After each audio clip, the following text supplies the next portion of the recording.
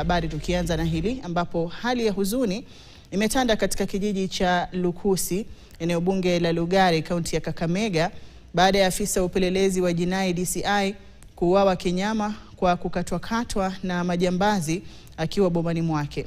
Kulingana na mjane Julia Safari, marehemu Zebedayo Safari ambaye pia anamiliki jumba la burudani kilomita 1 tu kutoka bomani mwake, aliondoka usiku kwenda kutazama vile mpira katika eneo hilo, ila kuchelewa kwake kurejea nyumbani kulizua hofu kabla ya maiti yake kupatikana saa 5 usiku ikiwa imejeruhiwa vibaya na mapanga.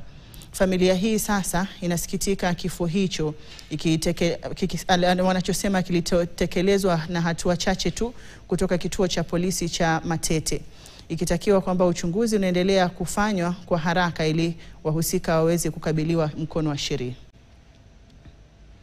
Kufikia masaa 5 kuangalia kwa simu, na mpaka saa hizi msaja ingia. Nini mbaya? Ndio nikapigiwa kijana mwenye anafanya kwa guest house, nikamuuliza Bronya, baba yako bila alikuja huku mpaka saa hii ama wangali wanaona wanaocho mpira? Akasema hapana, baba alikuja huko kitambo sana.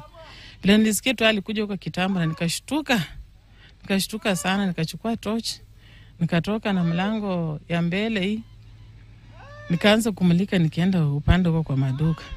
Bila nilimulika tu hapo nikaona mzee wangu amelala hapo chini. Kata huku panga, wamekata huku mara 3 na kichwa ilikuwa imepasuka. Tukatoka tukapeleka Lugulu. Wenye tulifika Lugulu wakimtoa kwa gari hiyo Land Cruiser, wakimweka kwa hiyo machela kupeleka huko kwa mochari, ndio tuliona kumbe walikuwa wamepasua mbavu, nimepita mpaka kwa tumbo. Watu ambao walitenda hicho kitendo wakasema kwamba hawatajulikana. Naomba damu uliyomwaka iweze kuwafuata na waweze kujulikana. Tumesikitika sana kama uko, kwa sababu tumempoteza kijana ambaye tulitegemea. Kwa hivyo naomba serikali muweze kutusaidia kufanya uchunguzi. Walikuwa kwa sababu wameua papa kwa ukuta ya nyumba yake, ndio wanamkatia hapo mapanga, ndio wanamchomea hapo kisu. Hii pana nini na nyumba yake ni yuko tu kwa boundary.